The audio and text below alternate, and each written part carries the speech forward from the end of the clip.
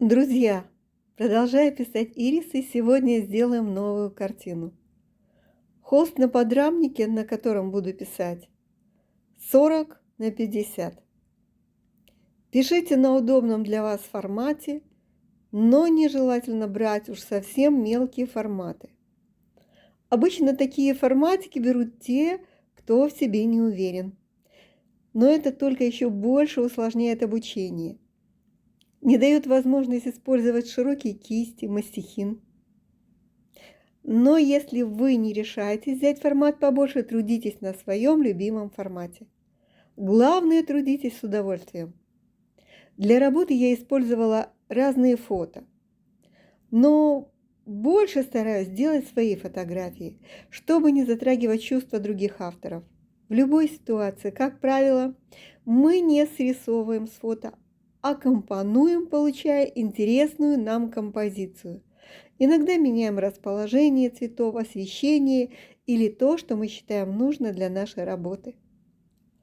Это авторская работа, так что перед вами первоисточник. И я предоставляю вам в левом углу свою картину, уже завершенную. Можете пользоваться. Процесс написания вы видите. Для работы можно применять масло, акрил или гуашь. К чему ваша душа больше расположена? Помним, что у масла свой растворитель. И я очень настойчиво вас прошу не писать и не сушить картины, написанные маслом в комнате, где вы длительно пребываете. Тем более спите. Несмотря на новые растворители без запаха, проветривайте помещение или выносите работы маслом. Возможно, потребуется время на просушивание нижних слоев. Поэтому вы можете работу маслом делать в несколько сеансов.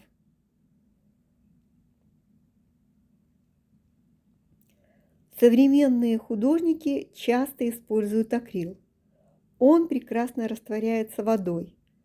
При высыхании прочен.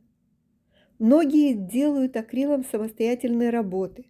Другие художники дописывают картины по высохшему акрилу маслом. То и другое вполне рабочие способы. Если вы работаете акрилом или гуашью, то все живописные слои высыхают быстрее.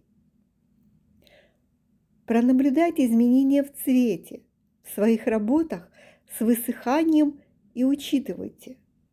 Современные краски не только качественные, они, как правило, дают возможность сохранить практически тот цвет, который вы можете видеть, когда делаете работу. Прежде всего, мы закомпоновываем работу.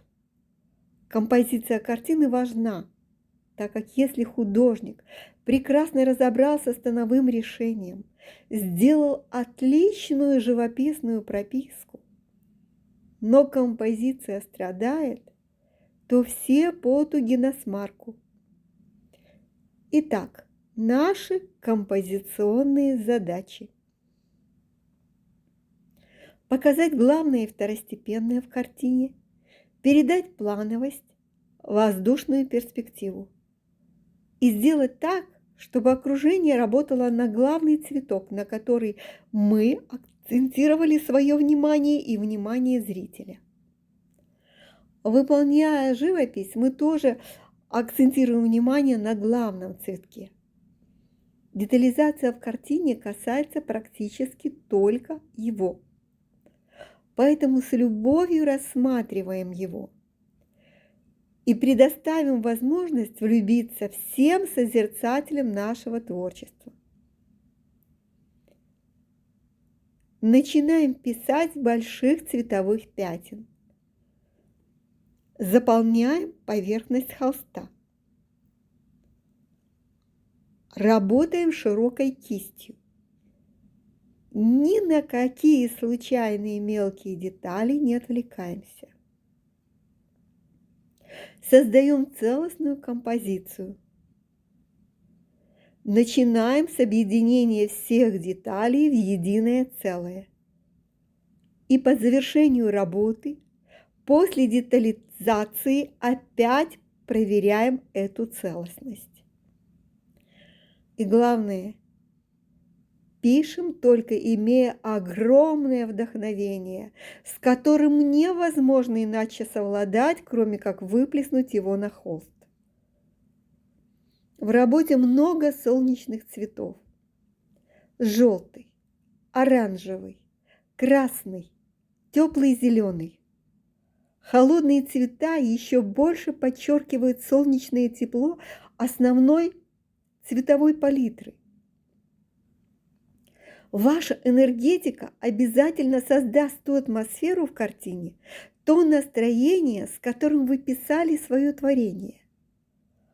Вам вообще не обязательно очень точно воспроизводить, что делаю я. Можете точно повторять, можете творить по мотивам, можете вообще, воодушевившись этим уроком, создать свой собственный шедевр. У вас точно получится. Сейчас время довольно непростое. Поэтому выйти из стресса, вспомнить хорошие моменты, окунуться в радостные цвета лета и солнца как никогда важно. Замахните кисточкой. Это та самая волшебная палочка, которая сейчас вам нужна. Энергетика жизни переполняет эту картину. Поэтому убегаем в этот солнечный день, пребываем там, берем оттуда максимум радости и делимся радостью, любовью к жизни со всеми. Продолжаем общение на канале. Будут новые уроки, новые картины. Творчество обязательно поможет нам выстоять. Акцентируйте внимание на хорошем. Творите и получайте удовольствие от процесса и результата. Лайк, подписка, обнимашки. Поддерживаем друг друга. Мира всем и здоровья!